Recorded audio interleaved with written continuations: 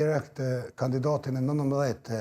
Lidhjes Demokratike të Kosovës, jo të PDK-s, për shkak të përqindjet e numrat që ati kanë, sepse PDK-ja dhe Aleanca kanë humbur nga... Po, nëse metet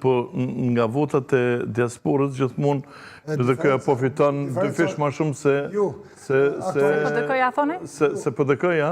edhe kjo mund të ndryshojnë... Dallimi është shumë i vogël, rreth 2500 vota, që ja vetëm i vendosin në tabel,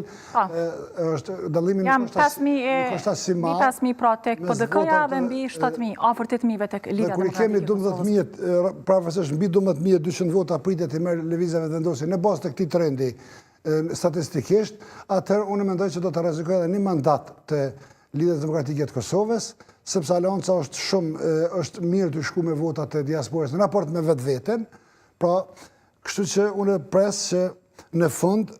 shpresoj që të mos ndodh, por që besoj që ka rrezik që edhe një mandat ta humbë Lidhja Demokratike e Kosovës dhe kështu që të mbetet në kuotën e 18 mandateve. Por sido që të jetë, kemi edhe votat me kusht dhe votat me persona me nevoja të veçanta që tha dhe zoti Spajo Kjarç, dhe jo është njëta konfiguracion dhe nuk ka kalon 20% të votave të vendore, kështu që mbetet të shifet, por edhe ky rezultat i cili është rezultat që mendoj që do të jep mundësinë zotit Kurti që të jetë me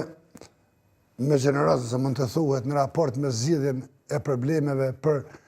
bartësit e institucioneve, a do t'jeti i gatshëm, apo nuk do t'jetë, sot në ndëgjova i deklaratë të ti, tha që nga moment që certifikuan rezultatet, unë do të bisedoj për presidentin, por njëkohësisht kam dëgjuar edhe 2 deklaratat të partive politike më të mëdha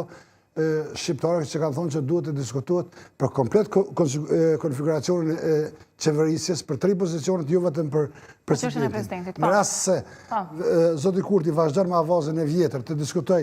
të kryoj qeveri dhe pastaj të diskutoj për presidentin, unë e shoh prapë që mund të sjellë sërish një lloj krize tre. Fillimin e tetorit në zgjedhje të tjera. Regjia, lutem të shkojmë edhe tek votat e diasporës, por në përfaqësi diplomatike, për të parë trendin edhe këtu, me që tek përfaqësi diplomatike ka përfunduar në total numri votave. Dhe pikërisht pra i kemi